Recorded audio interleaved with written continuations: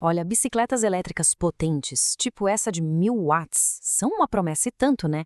A ideia de se livrar do trânsito caótico das cidades brasileiras é muito tentadora.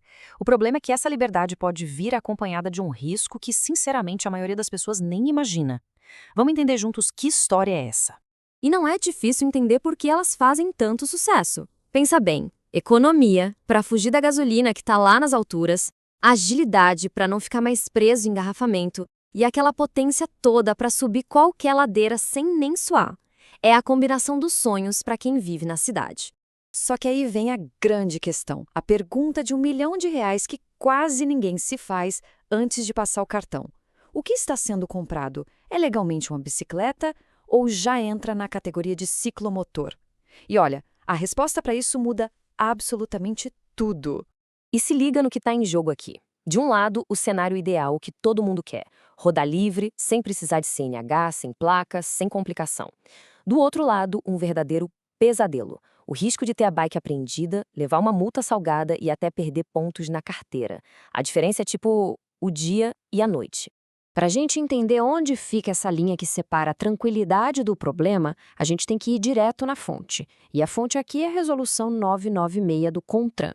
É essa regra que coloca os pingos nos is e define quem pode rodar tranquilo e quem está correndo um risco sério. E na lei a coisa é bem clara. Para ser considerado uma bicicleta elétrica e não precisar de nada, tem que seguir 3 regrinhas. Ter até 1000 watts de potência, não passar de 32 quilômetros por hora e o mais importante de tudo, o motor só pode ajudar quando a pessoa está pedalando. Se tiver um acelerador que funciona sozinho ou se passar dessa velocidade, aí o bicho pega. Ela vira um ciclomotor e a conversa é outra. Precisa de placa, habilitação, igualzinho uma moto. E é exatamente aqui que essas e-bikes de 1000 watts entram numa zona meio cinzenta, sabe? A potência de 1000 watts, tá ok, dentro da lei. O problema é o resto. A presença do acelerador e a velocidade que ela alcança na prática.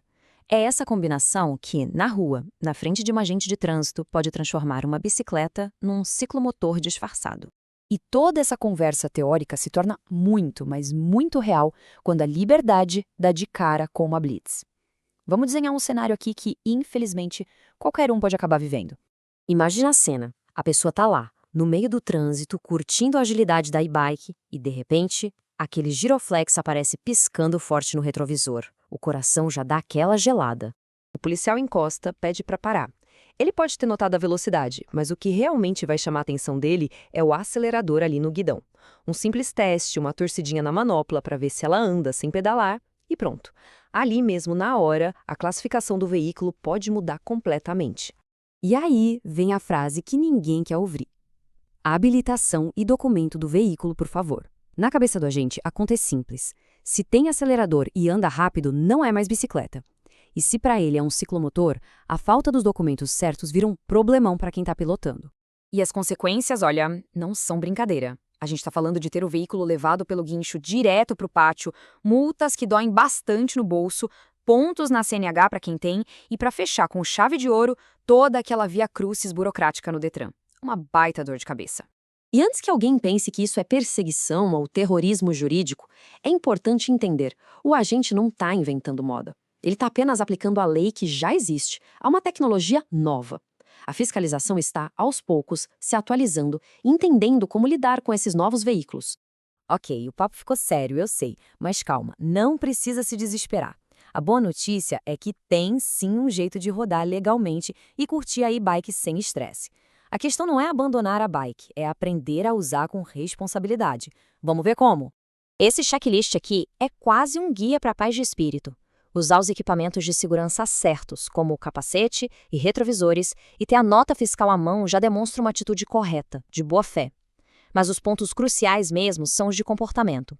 Respeitar o limite de 32 por hora e, principalmente, não ficar usando só o acelerador o tempo todo. É isso que, na prática, mantém o veículo na categoria de bicicleta.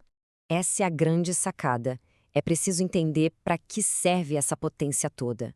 Esses 1000 watts não são para sair costurando entre os carros ou disputando espaço com as motos. Eles servem para dar aquele torque, aquele empurrão poderoso para vencer uma subida íngreme sem sofrimento. É sobre usar a força de um jeito inteligente. No fim das contas, é isso que uma e-bike potente representa hoje em dia.